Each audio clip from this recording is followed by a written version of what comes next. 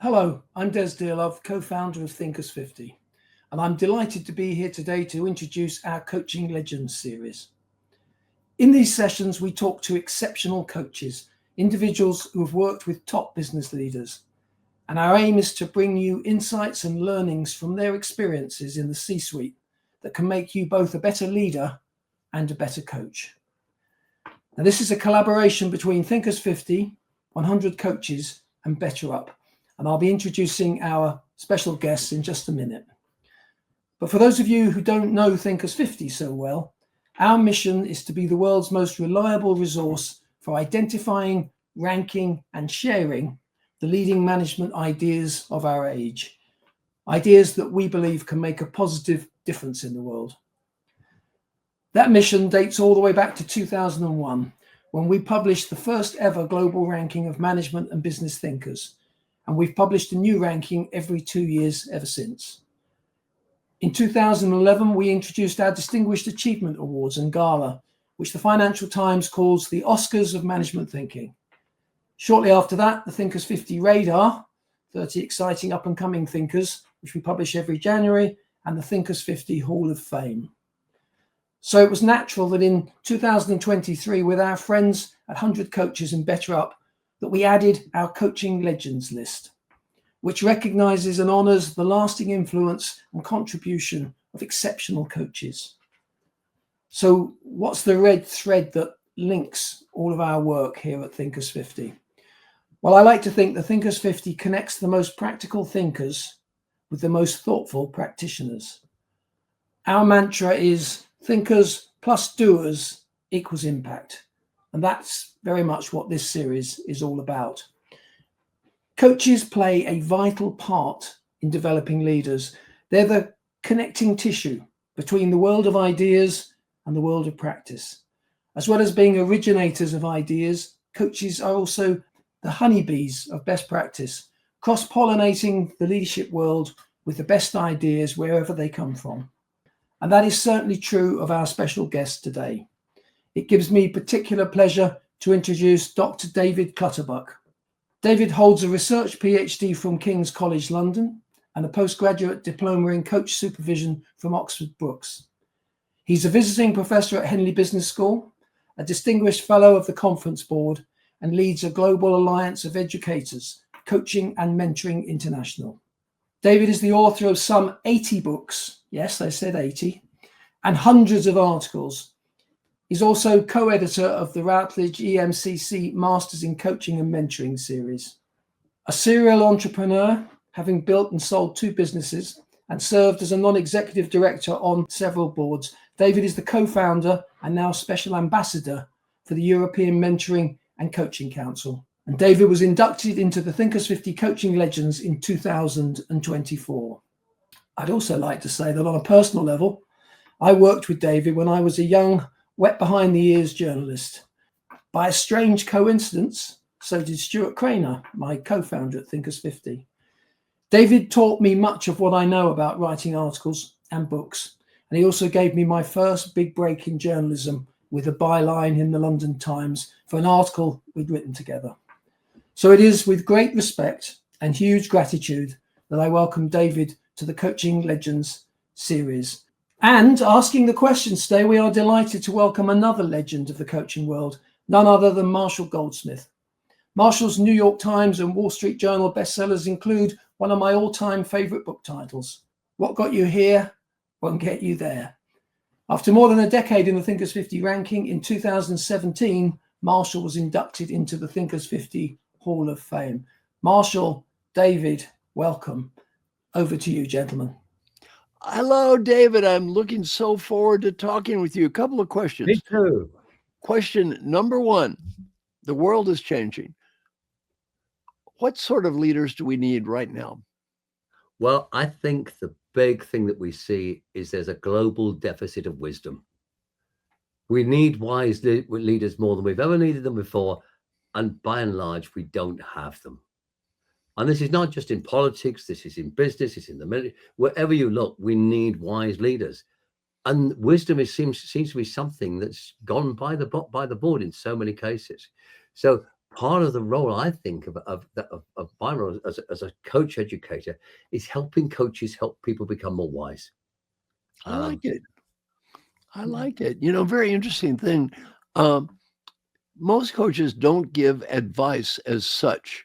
Yeah. I'm not one of those coaches. I do give advice. So I think there's a role for different types of coaches.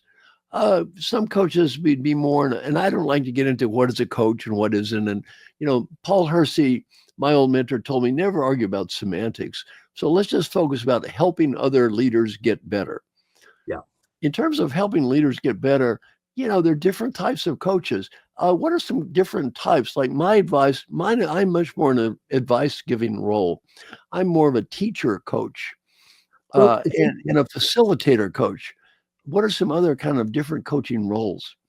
Well, I think firstly, there's the difference between coaches and mentors, which is completely confused as well, because the idea that mentors gave advice and coaches didn't was completely invented by people by coaches in the 1990s who wanted to take their income against people who were doing what they were doing for money for free. So it was nonsense. And we've got this group called the Coach Maturity Research Group, and we've been looking at what coaches do. And we did research back in about 15, 20 years ago, where we identified 4 sort of what we thought at the time was a stage model. We've since questioned that, but how coaches grow, the different mindsets they have, doing coaching to people, doing coaching with people, being a coach, and then what we call a systemic eclectic, just holding the client while they have the conversation they need to have with themselves. So in the latest research, we've gone back and we've asked lots of coaches, people who were perceived by other coaches as role models. So very experienced, very wise coaches. And we've asked them about their journey. And one of the things that's come out of that very clearly is the more mature a coach becomes, the more of themselves they use. They use story, they use parable, they use their own intuition, their feelings. And it ties very well with the data that comes from our comparisons of coaching and mentoring, because basically all coaching and mentoring do is you help somebody have greater clarity about their internal world and a bit more and some greater clarity about the external world. Now, if you're being this pure coach, whatever that is, and you don't give any advice, you don't go out of your little box, you get stuck in that middle part of it. If you're able to draw on your own experience and give context, that's important. So something that you know that they don't, refer them to some reading, a framework to use, all of those kinds of things. Giving people context actually is, in my view, is absolutely clearly part of this continuum. And the reason that so many coaches don't give context is because they don't have any. They're not bad people. They can be good, what do you call it, Socratic coaches. Yeah, which is fine if that's what you need. But our research into coaching complexity tells us that actually, I can do that better than most of them. Yeah, I agree with you. That makes a ton of sense to me. Since you and I agree on it, it must be incredibly valid. Yes, exactly. Well, I did introduce somebody once as a wise old man with a wicked sense of humor, or is it the other way around? My next question: what new skills do leaders need to be a success in a new environment? For example, AI is coming, all kinds of things are coming. What are some new skills leaders are going to need? Well, we looked at we did a comparison of coaches and leaders, the critical qualities in them, the ones that made the difference. And we came up with the same. We were looking at the modern literature, the evidence-based literature. We came up with 4 things for both. They're exactly the same: courage, compassion, connectedness, and curiosity. Yeah. And those 4 things, they were there. They're the substrate for effective leaders. And so what we've been learning recently is that basically leaders need to stop doing other people's jobs for them. They need to focus on the things that they can do, where they can add real value. And we did this study with the conference board a couple of years ago. And we were asking HR directors, what's the post-COVID leadership? What are the big challenges for you? And some of these HR directors were saying, you know, anything up to half of our top 200 or 300 are obsolete leaders for two basic reasons. One, they can't let go of command and control. So they're working harder and harder and doing more and more and achieving less and less. And the other one was that they need to think systemically. They're linear thinkers.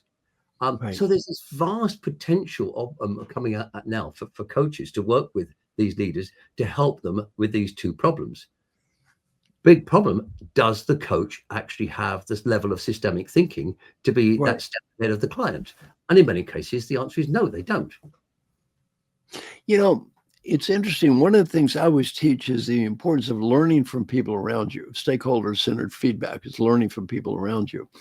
And I just did a LinkedIn survey today.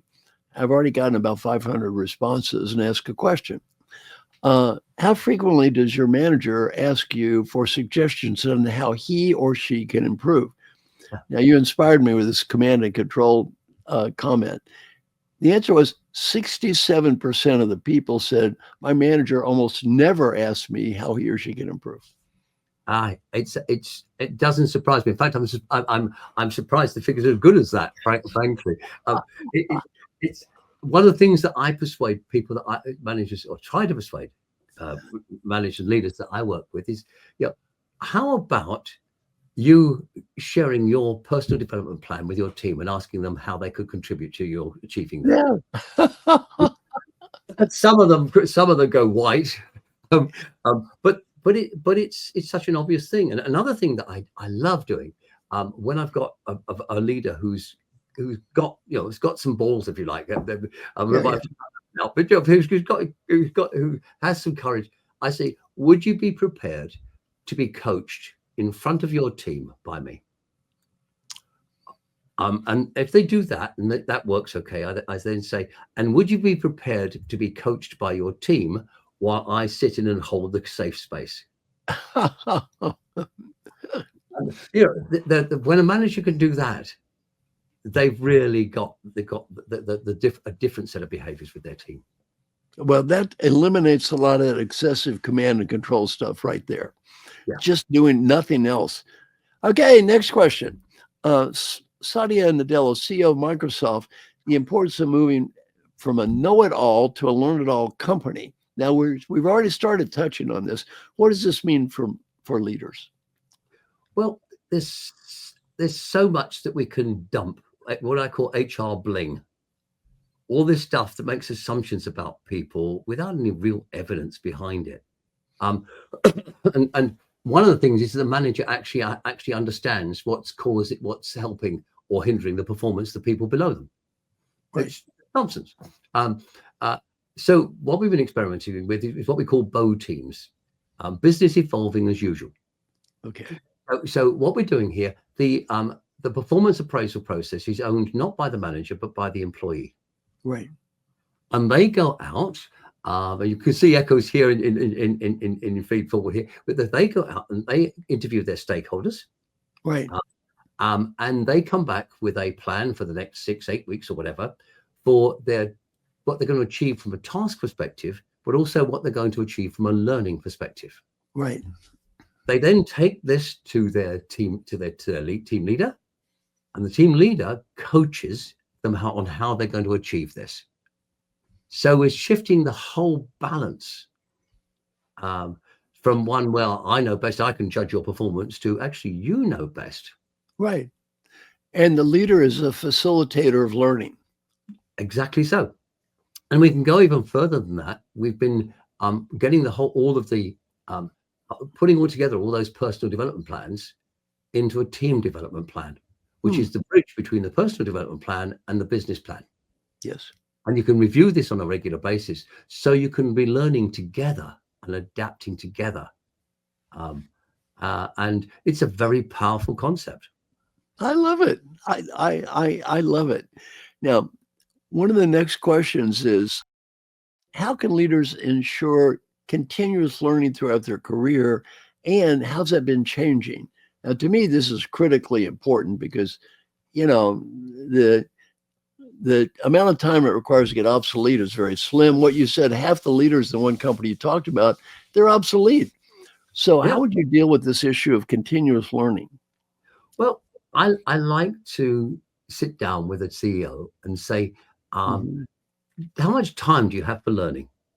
Oh, well, I'm so busy. You know, I've just so many things to do. So, okay. So tell me about your early career. Did you make any mistakes? Well, yes, a few, but and did they cost the company any money?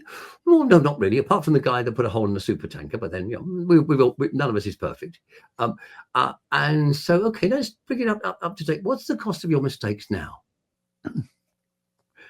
So, don't you think you should be putting more time into learning than you were then? Oops. And so we try and get them to rethink the way they see things. I like to challenge them. If you're not challenging your assumptions on a regular basis, you're not growing, you're shrinking. So how do you find opportunities to be challenged? I like to go into a bookshop when I can find one these days, because I keep closing down, but into a big bookshop. I stand in the non-fiction section. I close my eyes and I just point, and I go turn around and I point. Wherever I'm pointing, I'll go there and I'll look at the books there and I'll say, what can I learn from origami or whatever? And of course, there are parallels there that you can play with. So there's loads of things that we've done there. Something else that I love is the shadow board. So you've got these guys at the top, and they're not really, but mostly, the headless ghost. But most the top teams and the boards in most companies are just like that. They're not really connected to the organization. They're wandering around. And so what we've done in a number of cases, we've created shadow boards. So we take some bright young managers or professionals in their sort of mid to late 20s at the bottom of the organization, and they meet together, the same number as there are on the top team. And then we give them the same papers that the top team gets for its meetings. And they sit and as if they were the board or the executive team, and each of their meetings is chaired by a different member of the executive each time. So they now are holding a shadow board meeting, and they consider the same things, and they come up with their comments and questions and thoughts. And then the real top team meets. So these guys, one of them will come and sit in and observe the top team meeting, and the member of the top team who was chairing the junior meeting will say, well, it's interesting. Now, the junior board had a very different view of this. Would you like to explain? And so what we're doing is creating this learning process both ways, and it's very powerful. I love what you're doing. And, one thing I like about you is you try to practice what you preach. And, you're always learning yourself. I like the idea of you study being a stand-up comedian. I love that. Life is short. You might as well do something new. Just describe a little bit about your own journey and maybe even that example of being a stand-up comedian, which I love. Well, certainly. I mean, I've done all sorts of things. I've jumped out of off the outside of a helicopter to skydive. I've skied off the edge of a mountain. I've done all sorts of wonderful things. But I think that has to be the scariest thing of the lot.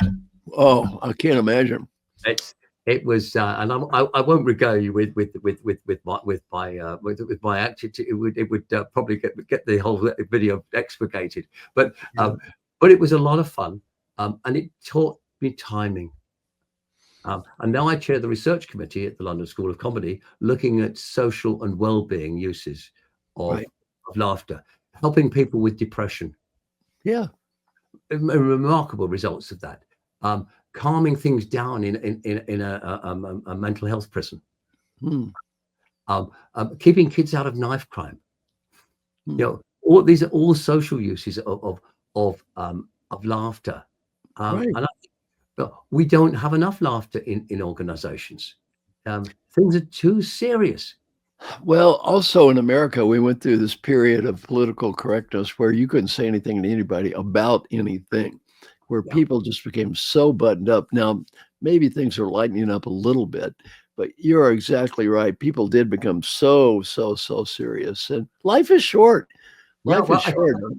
I got Might as well taken. enjoy it. I mean, what the hell? You put in a lot of time anyway. Might as well have some fun here. If it ain't fun, what are you doing it for? It's Yeah, why basically. not? All right. But I should tell you that I was taken to task by a very earnest young lady a while ago, who said to me, "Why don't you have some pronouns behind your name? You know, he, him, or he, it, or whatever." You know, and I said, "Let me tell you how I'm experiencing that comment. I'm experiencing it as very ageist." Right. And there's sort of silence. You know, at my age, you know, the gender and things like that really aren't the most important thing in my life. Because I don't care. Yes, yeah, but basically. But if you want to put some initials behind my name, put NDY. Yeah. And there was silence. It took about 10 minutes before somebody came back. What does NDY stand for?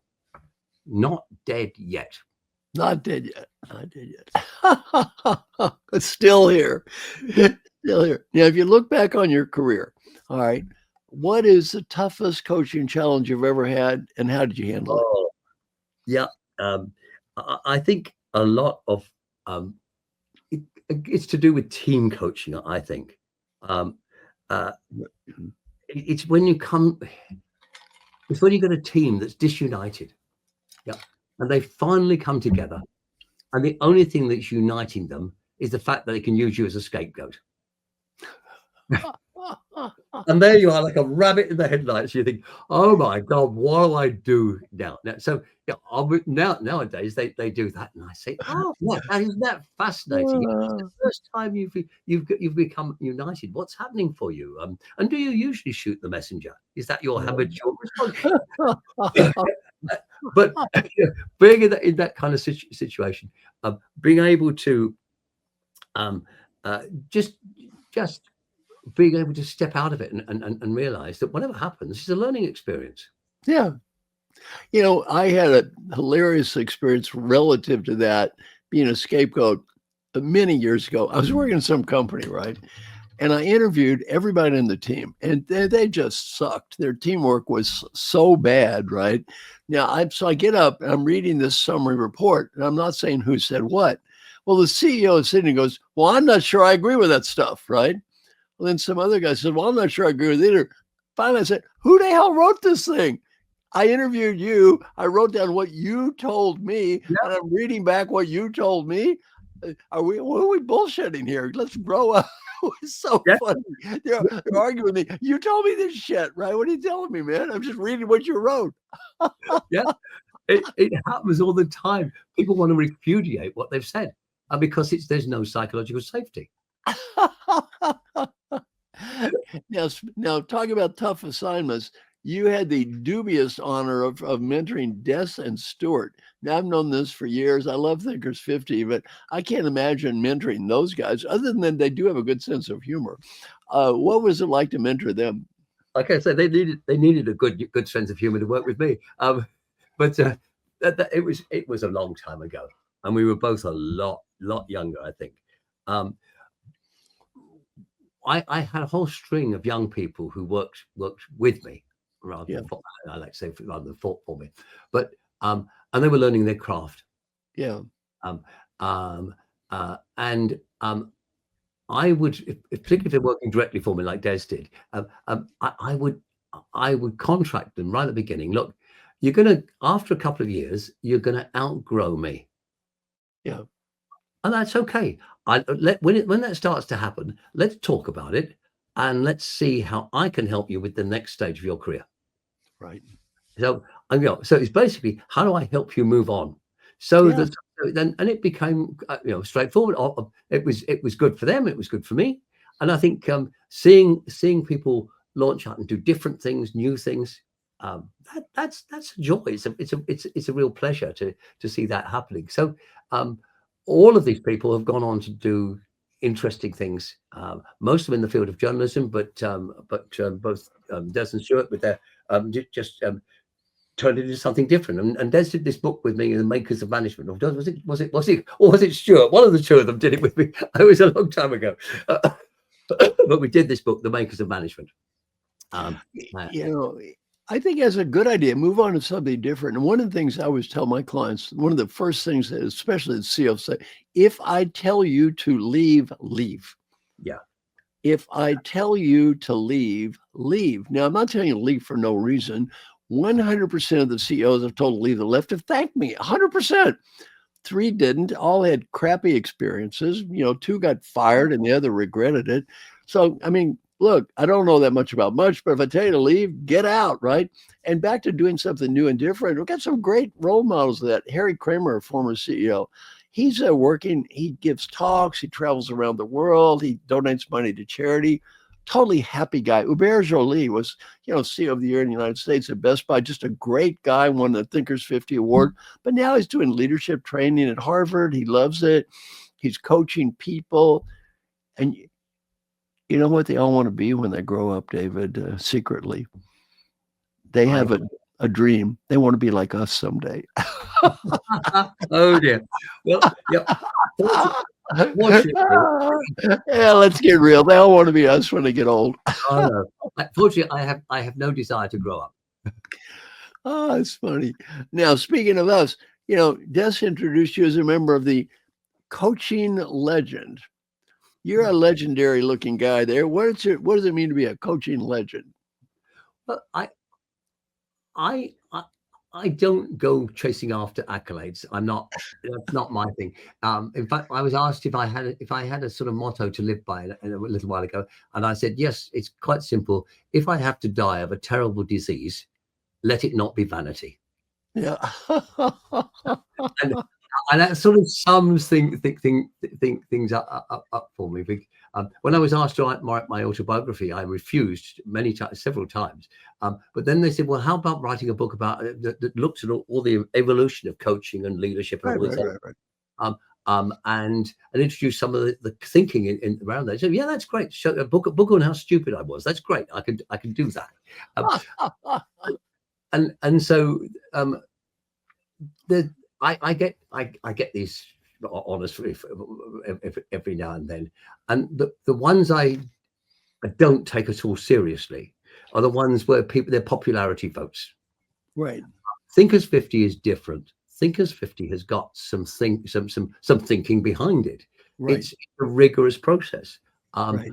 And so receiving that, I am deeply honored to receive that. I think that's way above so much of the flim flam, if you like, that's out there. I value this. Well, I totally agree with you. Thinkers50 has been wonderful for me, and I think they provide a service to people like us because they really do take it seriously. And they provide an environment for people like us. And Hubert, I mentioned, is a great example now. He's a big advocate of Thinkers50. He's coming to the next meeting, and he is a former leader, but is now also a really good thinker. And so I think it's just wonderful. All right, next. Now, along from all the 4P stuff you do occasionally, what about your work in Africa with school-age coaches? That sounds like fun. Yeah, well, it's more than just Africa. We just some of the experiments are in Africa, but the idea what we came up with was that, well, if we're going to really democratize coaching, we need to get it to people who would never otherwise be able to afford it. And then we started thinking about, well, where's the best place to learn to coach or to mentor? Right. And school's the right place. Yeah, if you've got these skills at an early age, you can take them into it helps you have better career planning. When you join a company, you've got the idea of being a coach or mentor, so they don't have to bash it into you when you get to 30 and you've picked up all sorts of habits from Theory X managers.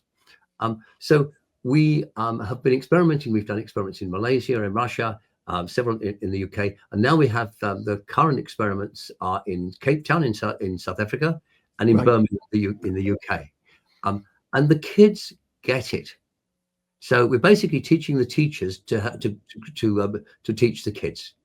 In Birmingham, UK, we've got 11 and 12-year-olds coaching 9 and 10-year-olds. And the impact is amazing, both on them and the other kids that they're helping.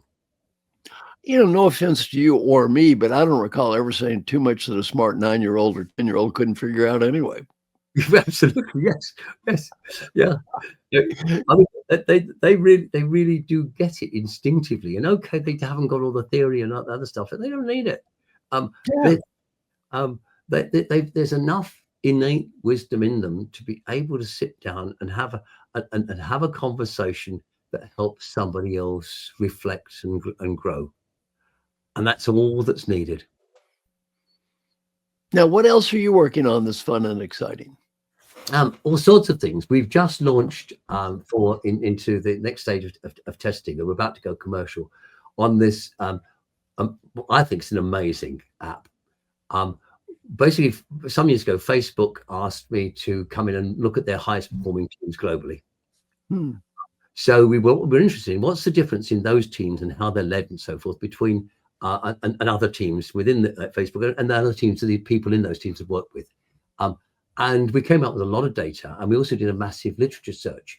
And subsequent to that, we started really looking at if a team is a complex adaptive system nested within other complex adaptive systems, how do we help the team see the systems? And we ended up with a vast literature search. We identified over 140 different evidence-based factors that affected a team's performance. And then we boiled them gradually down through focus groups and other measures. We boiled them down to 6. Okay. And the 6 are purpose and motivation, and relationships with external stakeholders, internal relationships, particularly psychological safety, internal processes like communications, decision making, and work organization. The pace of learning. Are you learning fast enough to keep pace with your environment? And leadership, by which we mean not being the leader, but the act of taking accountability and responsibility for things that need it. In subsequent research, we've actually found we went out and tried to identify what are the things that only a leader can do, that can't be distributed amongst the team. We've only found 2 things that only the leader can do. Everything else can be distributed in part, at least. And one of the 2 is all that stuff about liaising above. Yes. And getting the vision, and the resources and all that stuff. The other one was protecting the team from interference from outside that stopped it doing its job. Everything else could be in some way distributed or shared by the team leader with the team. So what we're able to do now is to identify the conversations that aren't happening in teams because we're able to say the perceptions of the team on, say, psychological safety. Team leader thinks there's a load of psychological safety. It's a wonderful place. Some of the other people at the other end of the spectrum, completely different. So what we're looking at is where's the big divergences? Because if you're not talking about them, they're getting in the way of your performance. So we've now got data on over 500 teams. We can't find a single issue that's brought to team coaching that isn't a factor or a mixture of those of the interaction between those things. We now sort of launching the next version. Ultimately, it'd be possible soon for a company to triage its entire network of teams and say, this team, we're going to trust the team leader to get on with this and this and this. That's fine. Here's some help. Go on a course, or here's some guidelines, whatever. And this one really needs team coaching or something, or the team leader needs the coach to help them get through a difficult period. But nothing like that has existed before, and it's just something that's been my big project for the last 3 or 4 years. Very exciting. Yeah, if you look back on your life, what was your biggest mistake as a coach? I'll tell you mine, and you can tell me yours too. What's yours first? Okay. My biggest, in a way, I don't think of them as mistakes unless I've repeated them. Sure. Otherwise, they're a learning experience. One mistake that I do have quite a long time ago, I found myself in a business partnership with somebody I subsequently realized was quite a serious sociopath. Yeah, that's a mistake. Yeah, that is a mistake. And we got out of that one. And then not so many years ago, I suddenly found a different relationship oh my God, we're repeating history. Yeah. So I realized that actually my general trusting nature, I'm one of those people that trust people until they proved otherwise. I realized that was a mistake, and it's a mistake that I hope I'm not going to make again.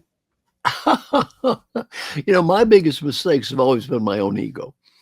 That I get confused sometimes. I forget that my name is Marshall Goldsmith, not Jesus Christ. And I actually thought I could save somebody every now and again, which is a totally idiotic idea. and I had this only pay for results thing, which is good because you don't get paid a couple of times. You realize, what a moron. I'm an idiot. and it's the thing I've learned from my clients is they don't care. Don't waste my time. They're not going to get any better. I can't pay. I'm not going to have a religion. People ask me, how do I inspire people that don't care? I don't. Hell, I don't. If they don't care, it's fine with me. Don't care. But just don't waste my time, right? Yeah, well, don't care in your own time. I'm just laughing here because I do an April Fool's blog every year. Yeah. And some of my favorite one was be the first coach into space. We had quite a few applications for that. Another one was hot stone coaching. And if you spelled the 8 principles of hot stone coaching, if you spelt the acronym, the first letters of each of the principles backwards, it's spelled bullshit. And this year I invented an AI that would coach you in a variety of different persona. And so one of the personas that I said I tried out was Donald Trump, who basically said, look, I don't give a damn whether you change or not. It doesn't matter to me anyway. I stopped listening 5 minutes ago. Well, this next question is, and I think you've covered about advice for leaders. What advice do you have for the next generation of coaches? And I'm going to give you give me your answer and I'll give you my answer both. Well, I think it's about thinking, how do you add value? The AI is at your heels. It's snapping away there. You've got to find better ways of adding value than delivering the grow model. And so you have to engage more and more with complexity. Now, we've identified 10 levels of complexity in coaching, all the way up to coaching the meta system. Right. And the further up that chain you go, the more value you're adding, and the more satisfying it is, and the more you're going to keep ahead of the technology. I guess my reflections are very parallel to yours. That is, right now they're cranking out thousands and thousands of people who are called, quote, coaches. In America, unemployed people used to be called realtors, and now they're called life coaches. So they're just cranking these people out by the thousands. And my advice for the next generation of coaches is very parallel. You got to know something. You got to learn something. And if all you are is the same as everybody else, you're a commodity. And it's not that they're bad people, they're typically good people. And they may be doing good work, but there's just too many of them. And at the bottom end, they're making $30, $40 an hour. I mean, come on, you can't even. The secretaries make more money than that. It's just terrible. So my advice to the next generation of coaches is build a brand, have knowledge, bring unique expertise, something. Because if all you are is just another one of them, you're a commodity. Absolutely. Coach Maturity Research Group, very clear. What counts is not what you do, but who you are. Exactly. I love this. I love it. Well, look, thank you very much. Thank you very much. Now, thank you. Thanks to everybody for tuning in, and check out Thinkers50.com. And next thing is look for more information on this space about the Coaching Legends, Leaders 50, Thinkers 50, Coaching and Mentoring Award. And finally, David, always a joy to talk to you. It's a pleasure. Thank you. Cheers.